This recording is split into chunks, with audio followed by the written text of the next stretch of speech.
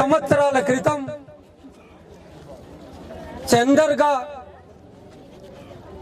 Peoples war పార్టీలో పనిచేస్తూ ఇక్కడి ప్రజలకు చుట్టుముట్టు ఉన్న గ్రామ ప్రజలందరికీ తలలో నాలుకయి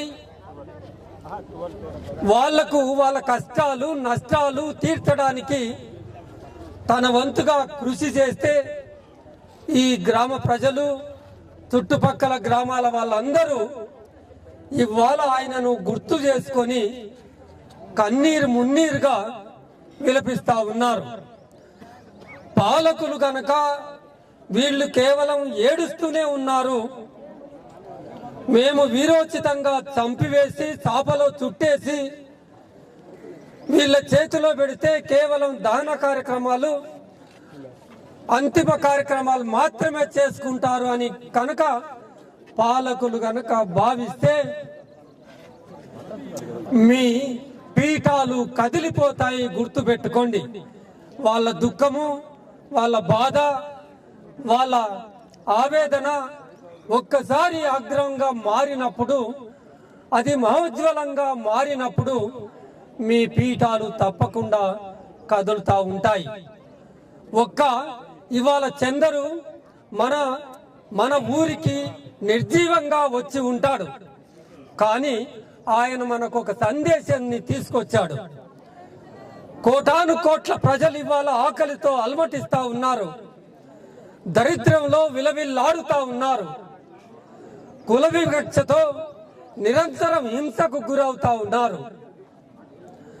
ఆర్థిక అసమానతలు, ఇవాల్టి వరకు తినడానికి తిండి లేదు, కట్టుకోవడానికి నిండుగా బట్ట లేదు, చదువుకోవటానికి చదువు లేదు, జీవించటానికి ఒక జీవన ఆధారమైన ఒక బ్రతుకుదెరువు లేదు.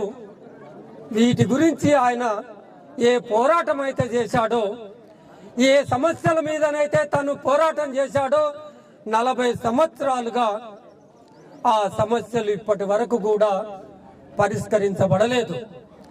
ఈ సమస్యలు ఈయనను ఈ గ్రామంలో ఉండకుండా చేశాయి. ఎప్పుడైతే ఆలోచించాడో వీటన్నిటికీ, దరిద్రానికి, ఆకలికి, అసమానతకు, హింసకు, వీటన్నిటికీ కారణం ఎవరు అని ఎప్పుడైతే గ్రహింపు ఆయనకు కలిగిందో నిలవలేకపోయాడు. లేకపోతే మనందరిలాగానే తెల్లవారే పొద్దుకే తిన్నామా, బతికామా, లేచామా అన్నట్లుగా తను ఆలోచించలేదు. తను వీటినన్నిటికీ కారణాలు కనుక్కొని ప్రజలను విముక్తి చేయాలనుకున్నాడు. ఇక్కడ దాదాపుగా 20 సంవత్సరాలుగా ఇదే ప్రాంతంలో రహస్య జీవితం గడుపుతూ ప్రజల సమస్యలను పరిష్కరించే మార్గంలో పనిచేస్తే ఇక్కడ ఉండనివ్వకుండా ఆయనను తుపాకులు బట్టి వెంటాడితే ఇప్పుడు చెప్పుకుంటున్న ఆ ప్రజాస్వామ్య పద్ధతిలో చందరు పోరాటాన్ని మొదలు పెడితే ఆ ప్రజాస్వామ్యం కానీ, రాజ్యాంగం కానీ పెద్దలకు మాత్రమే ఉపయోగపడే సంస్థలుగా మారిపోయినప్పుడు, తనను తుపాకీ పట్టుకొని వెంటాడుతున్నప్పుడు ఇక్కడ లాభం లేదని, ఎక్కడైతే అసలు సిసలైన ప్రజానీకం ఉన్నారో, ఏ దండకారణ్యంలో మనకంటే దారుణమైన జీవితాన్ని గడుపుతున్న ఆదివాసీలు ఉన్నారో, ఇంకా నేను ఆదివాసీల్లో మమేకమై పనిచేస్తానన్నాడు. ఎప్పుడైతే చందరు మన ఊరును వదిలేసి ఆదివాసీ గూడాలకు, ఛత్తీస్గఢ్కు దండకారణ్యంలో పోయిండో, ఆయనను ఆ ఆదివాసీ ప్రజలు గుండె నిండా ఆహ్వానించారు.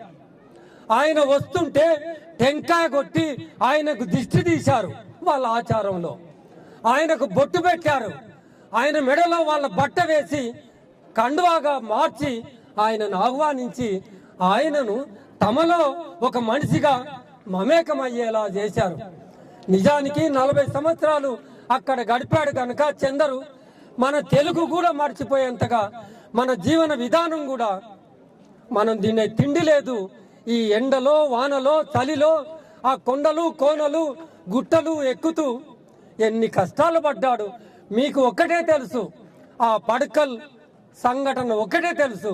అటువంటి ఘటనలు మనకు తెలియనివి ఇవాళ చాలామంది నెమరు వేసుకుంటున్నారు. అన్ని సమస్యలకు పరిష్కారం పోరాటం ఒక్కటే అని భావించిన చందరు ఆదివాసీ గూడాలకు దండకారణ్యానికి వెళ్ళి ఇవాళ పోరాటం చేశాడు. ఎందుకోసం? ఇవాళ మొత్తం మార్చి 31 ఇంకొక వచ్చే నెల 31 వరకు తుడిచేస్తానంటున్నాడు. మనం ఇవాళ ఆలోచించాల్సింది ఏంటంటే వాళ్ళు తుడిచివేయబడితే ప్రజలకు రక్షణ ఎవరు? ప్రజలను కులం పేరు మీద, ధనికుల పేరు మీద, భూస్వాముల పేరు మీద, పెత్తందారుల పేరు మీద మేము చూస్తున్నాం కదా. ఒక అమాయకుడిని తీసుకెళ్లి పోలీస్ స్టేషన్లో రోజుల తరబడి హింసించి కొట్టి చంపేంత వరకు, చచ్చిపోయేంత వరకు కొట్టి చచ్చిపోయే ముందులో హాస్పిటల్లో చేర్చి దవాఖానలో మాత్రమే చచ్చిపోయాడు. మేము కొట్టడం వల్ల, హింసించడం వల్ల చచ్చిపోలేదు అని అంటున్నారు. ఇటువంటి అన్యాయాలు ఇప్పటికీ జరుగుతున్న ఈ క్రమంలో వీళ్లకు మరి రక్షణ ఎవరు అనేది ఇవాళ ప్రజలందరూ ఆలోచిస్తా ఉన్నారు. ఇవాళ సాయుధ పోరాటమా లేదా మరో రూపమైన పోరాటమా? కాదు, ప్రజలకు రక్షణ కావాలని కోరుకుంటా ఉన్నారు. ఇవాళ వీళ్లను చంపేసి ఆపరేషన్ కగార్ పేరు మీద ఈ 2 సంవత్సరాల్లో 800 మందిని చంపారు. చంపింది మావోయిస్టులను కాదు, గుర్తుపెట్టుకోండి. చంపింది ఆ నక్సలైట్ పార్టీ కార్యకర్తలను మాత్రమే కాదు, వాళ్ళు చంపింది, అవమానపరిచింది మనల్ని. వాళ్ళను చంపి చాపలో చుట్టి మన చేతిలో పెట్టారు అంటే ఈ దేశ దళిత బహుజన బిడ్డలందరినీ అవమానపరిచినట్టు. ఎందుకోసం చంపారు? వాళ్ళు చేసిన నేరమైంది అని ఇవాళ మనం అడగాలి. ఇవాళ చందరు ఏం నేరం చేశాడు? మీ ఆస్తులు లాక్కున్నాడా? మీ ఇండ్లు కొల్లగొట్టాడా? మీ డబ్బులు కొల్లగొట్టాడా? దొంగతనం చేశాడా? హత్యలు చేశాడా? మానభంగాలు చేశాడా? దౌర్జన్యం చేశాడా? మహిళల పైన దురుసుగా ప్రవర్తించాడా? ఏం నేరం చేశాడని ఆయనని ఇవాళ చంపి ఆ చాపలో చుట్టి మాకిచ్చారు అని ఇవాళ మనం ఈ ఇస్రోజువాడి గ్రామ ప్రజలందరూ అడుగుతున్నారు. ఏం సమాధానం చెప్తారు? మనం కూడా ఆలోచించాల్సింది ఏంటంటే వాళ్ళు హీరోలుగా చంపేసి మన చేతిలో పెడితే ఇట్లా అంత్యక్రియలు చేసుకుంటూ పోవుడు ఒక్కటేనా? అసలు వాళ్ళకు చంపే అధికారం ఎవరిచ్చారని కదా ఇవాళ మనం అడగాల్సింది. చంపడం కోసం ఎక్కడైనా ఒక గడువు, ఒక ముహూర్తం పెట్టే పాలకులు ఎక్కడైనా ఉన్నారా? ప్రజలారా, మొత్తం ప్రపంచ దేశంలో ఒక భారతదేశ ప్రధానమంత్రి మాత్రమే అయి ఉంటాడు గడువు పెట్టి చంపింది. మొత్తం ప్రపంచ చరిత్రలో ఒక్క అమిత్ షా మాత్రమే అయి ఉంటాడు ఒక గడువు పెట్టి చంపడం. ఇక్కడ ప్రభుత్వానికి చంపే అధికారం ఏ చట్టాలు ఇచ్చాయని అడుగుతా ఉన్నాం. ప్రభుత్వాలు ఇవాళ రాజ్యాంగాన్ని గౌరవిస్తున్నారా? ప్రభుత్వాలు ప్రజాస్వామ్యాన్ని గౌరవిస్తున్నారా? ప్రజల ప్రాణాలకు ప్రమాదంగా మారింది ఎవరంటే భారత పాలకులు.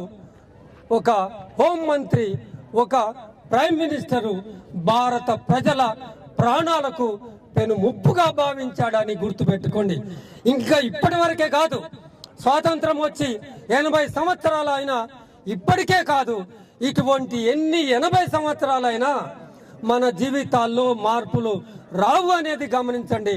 ఎందుకంటే ఏర్పడుతున్న ఈ ప్రభుత్వాలన్నీ పెద్ద పెద్ద బడా కార్పొరేట్లకు మాత్రమే, సంపన్నులకు సేవ చేయటం కోసం మాత్రమే వాళ్ళు పనిచేస్తా ఉన్నారు.